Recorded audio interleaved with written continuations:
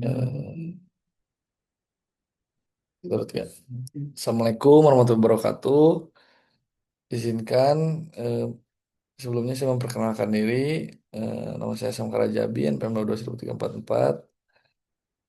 Lalu izin kepada dosen pengampu yaitu Pak Subialo Wiono, SH MPD, lalu kepada rekan-rekan saya di Fakultas Universitas Pasundan. Izinkan saya memaparkan PowerPoint saya untuk memenuhi salah satu mata kuliah antropologi hukum. Antropologi itu adalah ilmu tentang manusia dan kebudayaan, yang dimana antropologi merupakan cabang ilmu sosial yang mempelajari manusia secara menyeluruh, baik dari aspek fisik budaya maupun perilaku sosial. Ilmu ini tidak hanya melihat manusia sebagai individu, tetapi juga sebagai makhluk sosial yang hidup dalam kelompok dan aturan, nilai, dan kebiasaan tertentu.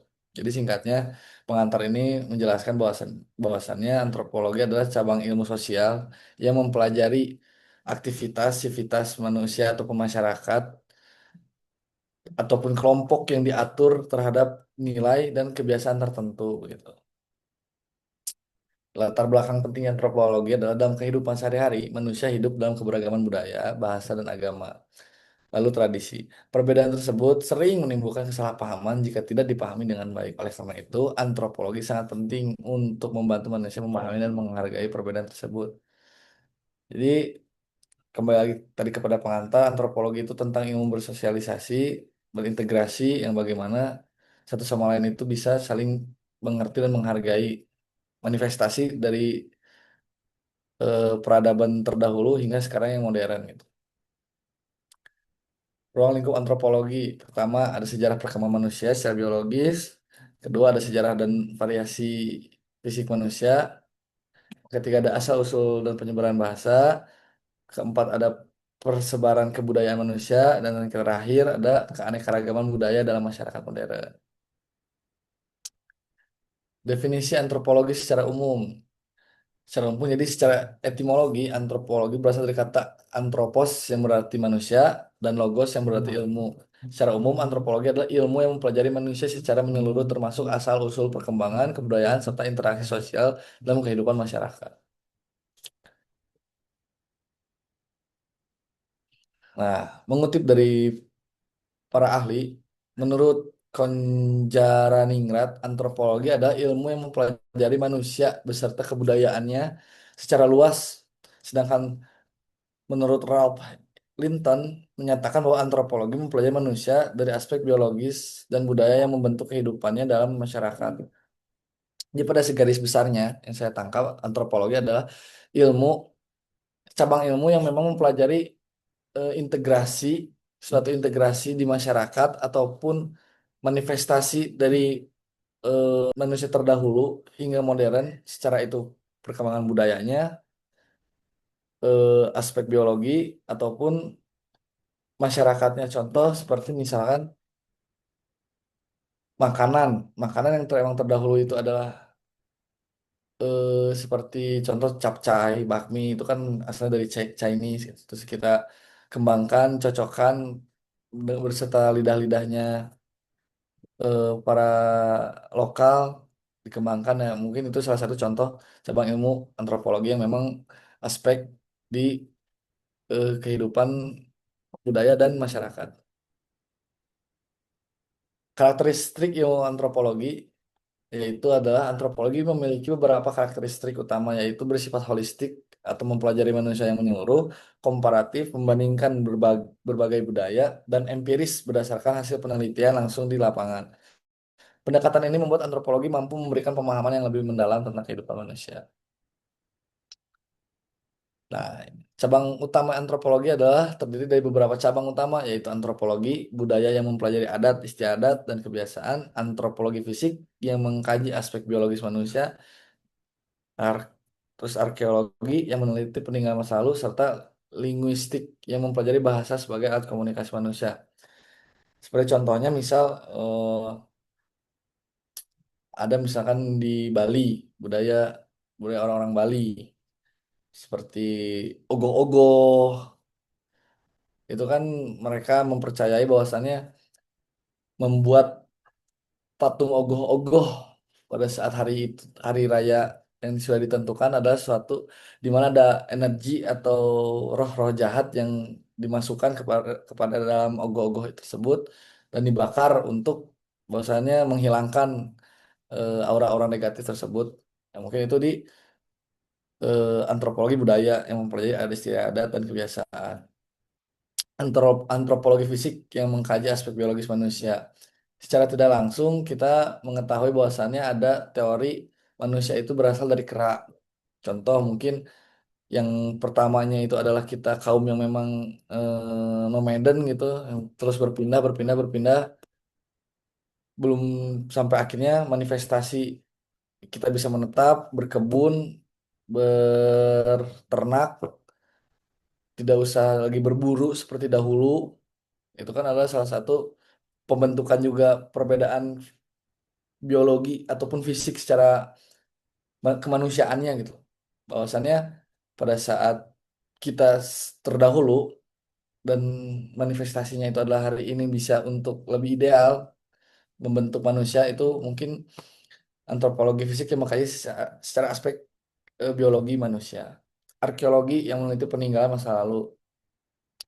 Contoh mungkin seperti Kujang, Keras yang dimana ini kita mungkin terutama di tanah Pajajaran ini, tanah Pasundan ini, kita itu mengiyakan bahwasannya senjata ataupun identitas dari suku Sunda itu adalah kujang, di mana kita mempegang teguh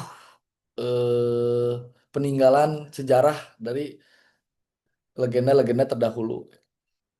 Kemudian ada serta linguistik yang mempelajari bahasa sebagai alat komunikasi manusia. Contoh seperti kita katakan orang Barat dengan bahasa Baratnya, contoh orang mungkin Inggris dan bahasa Inggrisnya, orang Chinese dan bahasa Chinese, orang Jerman memakai bahasa Jermannya. Mungkin kalau misalkan ditarik lagi ke zaman, zaman mungkin sebelum Masehi ataupun zaman purba, mungkin transformasi bahasa yang berubah satu-satu itu dipelajari tidak memang langsung semua hadir gitu. Seperti layaknya hukum yang memang mengikuti sosial perkembangan gitu. Jadi kesimpulan dan relevansi dari materi saya di atas adalah antropologi adalah ilmu yang sangat penting karena mempelajari manusia secara menyeluruh dari berbagai aspek. Dengan memahami antropologi, kita dapat menghargai perbedaan budaya, meningkatkan sikap toleransi, serta menciptakan kehidupan masyarakat yang lebih damai dan harmonis. Mungkin sekian dari saya. Silakan kepada teman-teman Zaki ataupun Zaini ingin bertanya. Izin bertanya, Ya, saya Jahini dengan ya. NPM 23107 izin bertanya Ya. mengenai apa manfaat antropologi bagi mahasiswa di zaman sekarang. Eh, ini salah satu manfaat untuk mahasiswa terutama Universitas Pasundan ya. Menurut saya antropologi ya pertama lah. Satu-satunya guru adalah sejarah. Salah satu guru terbesar adalah ya sejarah gitu masa lalu. Yang dimana antropologi juga belajar mempelajari ataupun cabang ilmu yang memang eh, terus berkembang dalam arti mengikuti zaman ya. Jadi pada saat contoh studi banding ataupun diskusi-diskusi dengan demisioner terdahulu ataupun dengan orang yang sudah mengetahui sebelumnya, itu adalah salah satu cabang dari antropologi tersebut yang menggunakan sistem dari keilmuannya gitu. Dibandingkan lagi secara adat dan budaya. Kita dikenalkan terutama di bumi Pajajaran ataupun tanah Pasundan ini secara budaya dan mempelajari adat istiadat. Contoh, pada saat kita melewati orang, permisi ataupun punten memakai bahasa Sunda. Kedua, mungkin budayanya adalah seperti salah satunya itu kalau misalkan di nikahan ada tarik menarik ayam bakakak gitu. Itu salah satu budaya dan adat istiadat kebiasaan budaya Sunda. Meskipun semua itu ditafsirkan secara normatif, itu bisa diartikan kayak oh semoga intinya pasti untuk kebaikan kembali gitu.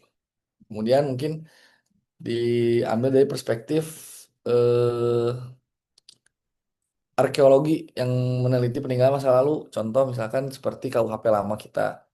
Ini kan salah satu hukum pun terbentuk KUHP baru mungkin menggunakan aspek dari arkeologi ini ya, yang apakah masih relevansi KUHP terdahulu diterapkan di hari ini gitu loh. Jadi sangat penting lah antropologi, ilmu cabang antropologi ini untuk mahasiswa terutama apalagi Fakultas Hukum untuk kedepannya karena untuk mempelajari eh, pasca yang masih relevan atau tidak untuk kedepannya begitu. Ya ini udah paham atau sudah puas dulu? Cukup, Bang. Ya oke. Jaki, Izin bertanya, ya.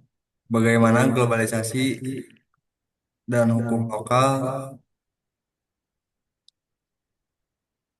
bagaimana globalisasi dan hukum lokal bekerja sama dengan antropologi?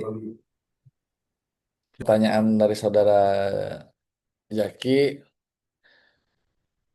salah satunya adalah bagaimana globalisasi dan hukum lokal bekerja sama dengan antropologi.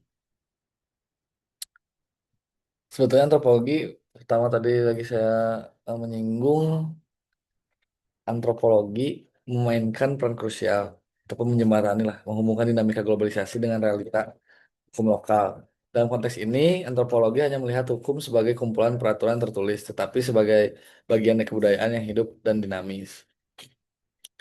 Pada singkatnya, mungkin rincinya, sinergiritas antara globalisasi dan hukum lokal untuk menjalinnya harmonisasi sosial, tujuan akhirnya adalah ya menciptakan kehidupan masyarakat yang lebih damai dan harmonis dengan memahami antropologi, para pembuat kebijakan mau global maupun lokal dapat meningkatkan toleransi, salah satunya yang menghargai bahwa setiap masyarakat memiliki cara unik ataupun cara pandang ataupun cara berintegrasi dalam mengatur dirinya sendiri ataupun kelompoknya sendiri gitu. Kedua, kepada efektivitas hukumnya, memastikan hukum yang diterapkan dalam baik itu global ataupun lokal benar-benar sesuai dengan adat budaya ataupun fisik di wilayah tersebut ataupun tertentu. Itu intinya sih. Nah, terjawab Saudara Zaki. Sudah cukup, terima kasih.